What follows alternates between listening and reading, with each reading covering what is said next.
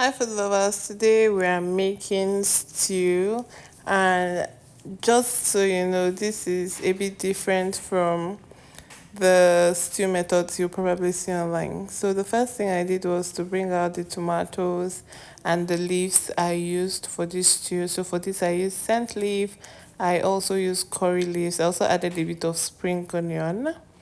So here, just the prep happening, brought out everything, cleaned them up with salt, and chopped up the ones that needed to be chopped.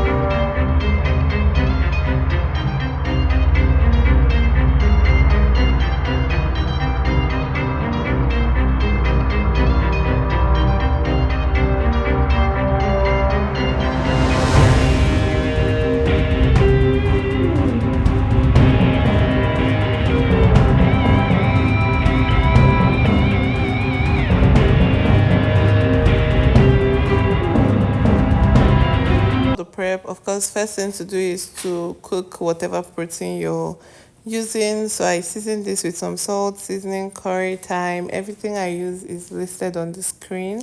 I stirred that up, added a bit of water because the meat, I mean the chicken was a bit frozen. I also added in some onions, of course, and I let that cook until it was soft.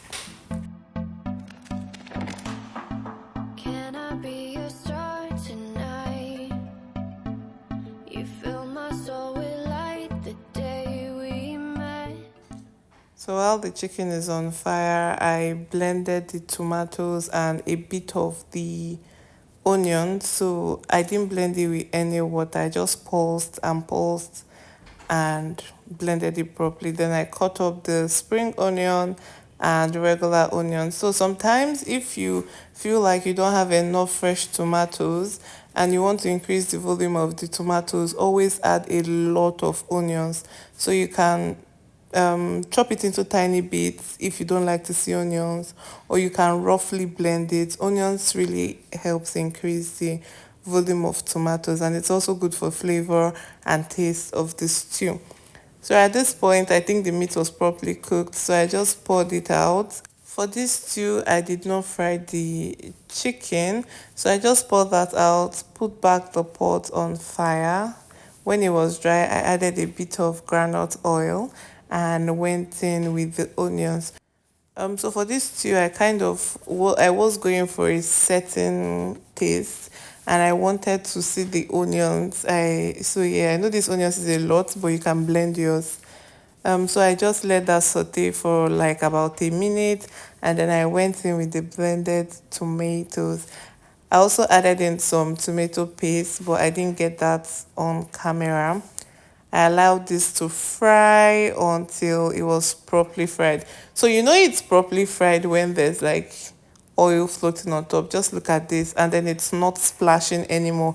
After you've stirred the pot, it's not splashing anymore, and then there's a lot of oil floating on top. So at this point, it was properly fried. I added in the chicken and the stock, and I put in some more ingredients, put in all my vegetables, and allow that cook. I also didn't get the final look on camera. I can't remember why, but this was really good. And adding a bit of sesame oil always elevates the taste. Curry leaf and scent leaves, they're perfect for stew. So if you haven't tried that, you should. I don't wanna leave your side, no.